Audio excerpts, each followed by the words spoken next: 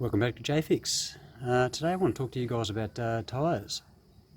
Just to give you a bit of information on how to read stuff on the tyres, what to look for in tyres, buying new tyres. So if that sounds interesting, stay tuned.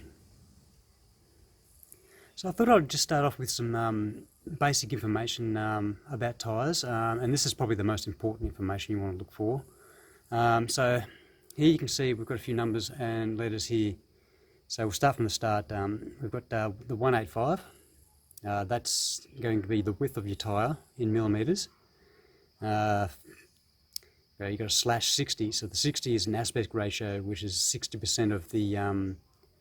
So 60% as tall as it is wide. Next, you've got a letter here. So that's R. That's a radial tyre. So next to that, you've got a 14. In this case, a 14 means the tyre, the wheel size. Sorry. Most of the time afterwards, you'll have this number and letter here, which is going to be your load per tyre, which is the 82. So 82, I believe, is 475 kilos. Next to that, you've got a H, which is actually your speed limit, and H, if I remember correctly, is about 210 k's an hour. So that's just the basic information out of the way at the moment. Alright, so the next set of numbers that you probably want to be looking out for are these set of numbers here, the 4 digits. You'll find one, well, I've seen them on every tyre. So basically this is your tyre age. Now, the first 2 digits are going to tell you the week that the tyre was made. In this case it was the 45th week. And the second 2 digits will tell you the year. So this was 2011. So these tyres are about 9.5 years old, which in my opinion is too old. So in keeping with that, when buying new tyres, it's a good idea to actually ask the tyre dealer how old the tyres are, politely of course, and just make sure you're not getting older tyres that have been sitting on the shelf for a couple of years or whatnot. You want the newest tyres you can get, because generally, if you ask me, tyres should be replaced between every 5 to 7 years. That may go against the grain of some manufacturers and whatnot, but that's just my personal opinion. So, keeping in mind that these tyres are nearly 10 years old, this is a perfect example of why you need to replace your tyres after this time.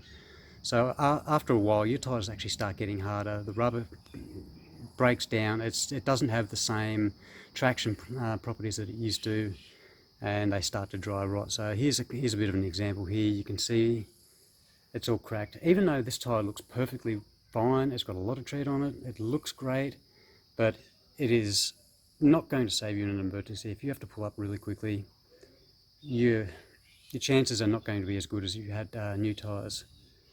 Something to keep in mind. You can also tell by the amount of tread we've got by these tread wear indicators here. Once you get down to the level of that, that's a good idea. Good time to replace your tyres. As you can see, we've probably got probably 2 or 3 mil of tread left on that. So that gives you a bit of an idea that these tyres actually do look like they're drivable, and they are to an extent, but they are very unsafe in my opinion, so they actually need replacing. Once you do get new tyres though, you may find that on the tyre itself it may have these little hairs, little sort of spiky bits. Now they're actually part of the manufacturing process. They're there to relieve any air bubbles that may pop up in the manufacturing process. So if you wonder what they are, that's just a little FYI. Also too, when you do get your new tyres and you think, well, this is a great time to test out, how good they are, probably not a good idea. Just go easy on them at first, because they do have a mold release agent on them. When they manufacture them, they put a mold release agent on the actual steel casting, so some of that will be left on the tyre, so it's a good idea just to let the natural abrasion of the road take care of that coating and get you back to the full traction. Then you can go hard. Okay, so in front of me I have 3 tyres, just to explain a bit about them. So we'll start with this one, the most common one in the middle here, which is a symmetrical tyre. When mounting these, you can mount them wherever you want, rotation wise, front, back, left and right, not a problem. Now on the right hand side here we have a asymmetrical tyre, and if you have a look at the tread pattern from the centre line on the left and right is different. So that means these tyres can only be rotated front to back. They have to be mounted on the rim properly too, and in order to see if they are mounted on the rim properly, just take a look around the tyre and you should see a little marking that says outside.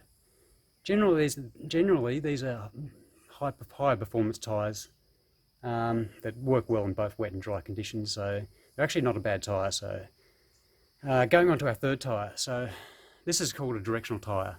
It's also a high performance tyre. It's in the same boat as the asymmetrical tyre as well, where it can only be rotated front to back, not left to right or anything, or right to left. So that's not an option. But that's just a general rundown of 3 different types of tyres. But when you do get some new tyres, depending on which ones you get, it's always a good idea to keep an eye on your tyre pressures. Generally, I've found to check them every 2 weeks. I reckon is a good idea. And if you're unsure of the information, what tyre pressures, what tyres you actually need, all that information can be found on your tyre placard, which is generally located inside your door, the driver's door. But failing that, you can always have a look in your owner's manual. Oh, don't forget to check the tyre pressures in your spare tyre too. A lot of people actually forget that. If you're running a temporary spare as well, it's got a specific pressure it needs to be blown up to, so just check that on your tyre placard or owner's manual as well. Alright guys, so if you found this video informative and enjoyed it at all, please consider subscribing, and leave a comment down below of videos you might like to see out of me. I'd appreciate that. Anyway, take care. JayFix.